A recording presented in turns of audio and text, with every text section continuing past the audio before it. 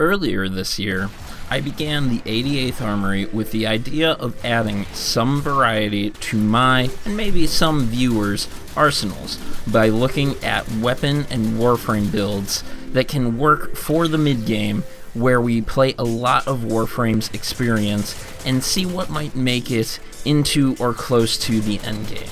What I found in doing this was that I want to put everything on the table. Warframe is a game most often played in the mid-tier of its difficulty. This means facing enemies that are somewhere from 25 to 45 in level, give or take 5 levels. But what I found in attempting to point out in some of these weapons and builds that I enjoy in my mid-game play was that there are tons more to be had than even I thought. What we're looking for here is more variety, more fun in our Warframe experience. I still want to focus on more weapons, builds, and combinations for the mid-tier of the game where we often have a lot of our play, but I want to put all options on the table to find these elements of enjoyment through diversity, which is a lot of what Warframe has to offer. I'm Scott from Ramble Entertainment, and this is the new version of Season 1 of the 88th Armory. Let's find our fun, let's find our variety. So today what we want to look at is a suggestion by D.E. Glen, of all people. It's roughly just under 2 weeks ago on Prime Time. He suggested, or was fiddling with, acid shells for the Sobek. And we've looked at that before, the Sobek with acid shells, long before I had more quality content, quality video and audio content. But he suggested this idea of Trinity combining with Well of Life. And this is because Well of Life increases an enemy's health pool by 10 times, making them kind of a bomb for these acid shells, because the acid shells, part of their damage is determined by an amount of an enemy's life. So first I started with this idea, or I started with Glen's idea by just playing around with it. I tried all kinds of different enemies, and it's a build of subtlety. It's an attack of subtlety, because basically acid shells is still doing damage, and the Sobek is a pretty darn powerful shotgun, so you could blow your way through a lot of enemies, of course, even your higher level enemies, your tougher enemies, bombards, but really what you can utilize with this is if there is a small enemy, say like in this instance a Lancer, you can highlight that Lancer, not a Trooper because Troopers already have a ton of health, but you could highlight these Lancers and use them to amplify the damage in the area. Not an Eximus either. These are kind of poor choices because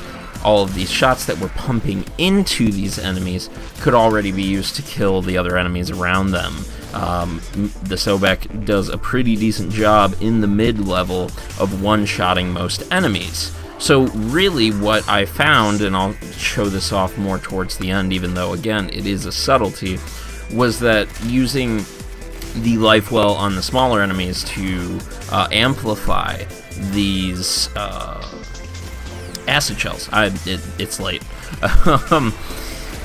To amplify these acid shells is really the way to go with this, because the acid shells are going to distribute the damage either way, and this is why this is more of a technique of subtlety. So acid shells is already distributing its damage, but what you'll see when you highlight these small enemies with life well is more kills with the effect of acid shells. Whereas typically if you don't highlight the enemy, what you'll see is just some damage numbers popping up around. You'll still see some kills here and there, and especially in the mid-game you'll still see kills utilized with acid shells, but when it comes to using Well of Life, you definitely can capitalize on more of an ability to kill when using acid shells, like right there. So let's go ahead and look at the builds between Trinity and the Sobek. So as the Grineer continue their push against us in the background, what this is a pretty standard Trinity Blessing build these days. Maximize duration, some range to still take advantage of Energy Vampire, and of course that range also applies to Well of Life, I think. I should double check that. And really, I don't think there are too many adjustments here. You can probably sway a bit between duration and range. I prefer to lean more towards the duration side of things. Also, honestly, if I'm alone in the mid-tier, I'm going to replace Corrosive Projection for Energy Siphon, just because it's the mid-tier of the game. Corrosive Projection really isn't adding that much more to what we have here, especially soloing. So really, I think a lot of this simply boils down to your duration mods, and mods that even take away from duration. For those that don't know, the 75% buff, the 75% invulnerability comes from your strength, and I think you have to top out at around 145, 150 to achieve that.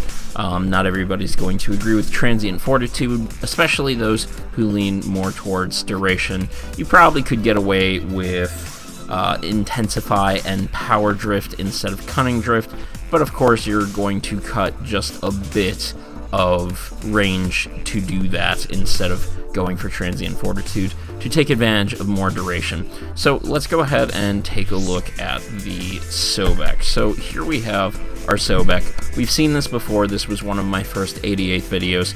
A lower quality video, not gonna lie, but it's still worth taking a look at for the build if you're interested. Really, a lot of what the Sobek that I use comes down to the differences that you and I might have.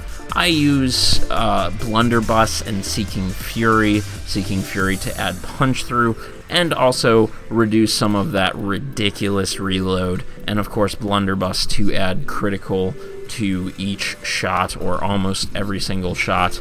I think 20% or near 20% is actually pretty darn good for shotguns.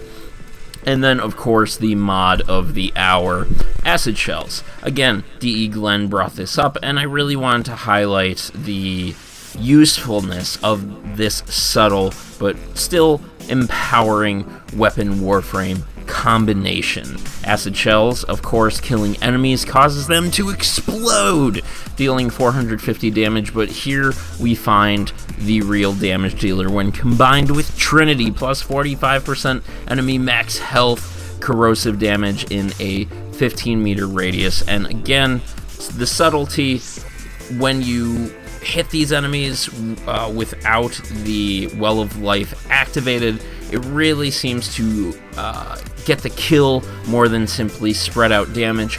Both are great, but to have an effective combination with Trinity is always all the better. So let's go ahead and take a look at our final footage and talk about some of the positives and negatives of this build. So as we've highlighted already, this is a subtlety build. The Sobek with Acid Shells is already pretty damn powerful, especially in the mid-game, and even here you're seeing that Well of Life isn't required for the kill, especially against the Infested. I wanted to really highlight this against the Infested because corrosive damage is obviously amplified against the Infested.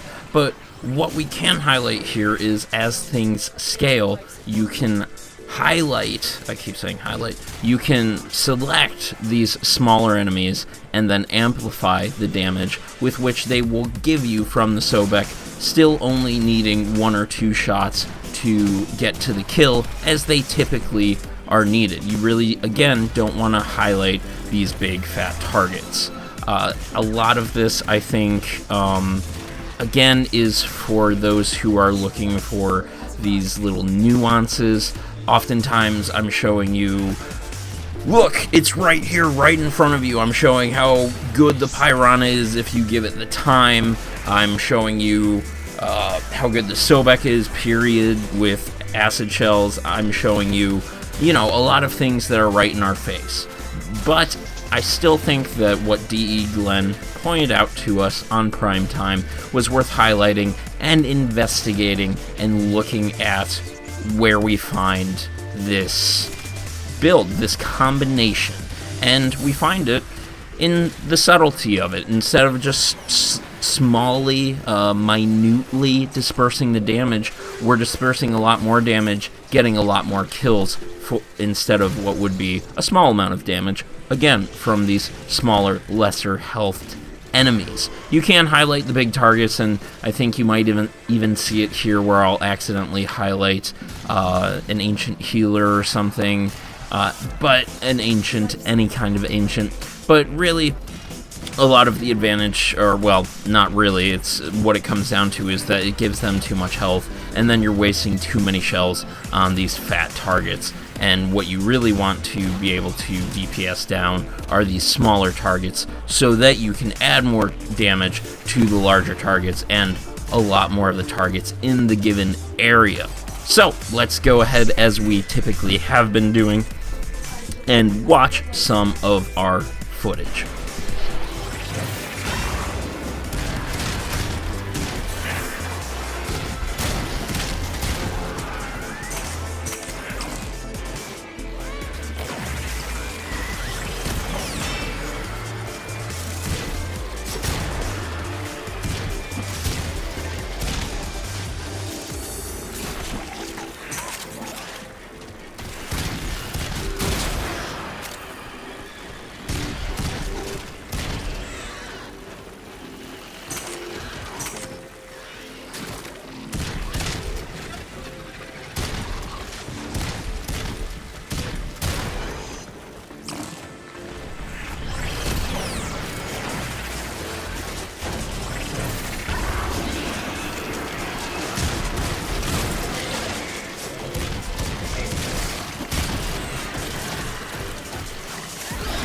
So unlike we've been doing as of late, I'm not going to kind of talk about this Riven dream that what we can expect for Rivens for the Sobek for shotguns.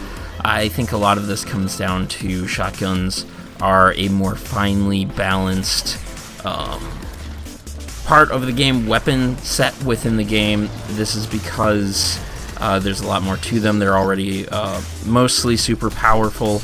Your pellet count, how all of these different things come together, critical, status, pellet count, damage types. I think it'll be a bit before we actually see the shotgun Rivens. We'll probably see melee first, and then shotguns after that. There shouldn't be Warframe Rivens. It doesn't sound like there should be, and I think that augments really are this kind of thing that changes the way a Warframe plays. So, again, what a lot of this boils down to is a subtlety. Not everybody's going to jive with it. Some people will be very happy with the way their Sobek plays. I'm mostly happy with the way my Sobek plays, but I still think that these very unique things within our game, especially our mid-game, are worth investigating. So, again, no real Riven dream to talk about here, but what I do want to say is consoles now have the War Within, which means everything is on the table like it is for PC, and I'm going to be talking about Rivens this week. In fact, in the next episode, we're going to be looking at Rivens, and in the weeks to come, and we're going to have a lot of Rivens and just a lot of fun builds coming, as well as different unique things for State of the Frame and just some cool elements that I found that I want you guys to know about if you don't already. So, with all that in mind, this is a bit of a shorter episode, and I hope you guys enjoyed, and maybe this has you combining the Sobek with Trinity more often, especially against those infested where they take more damage from corrosive.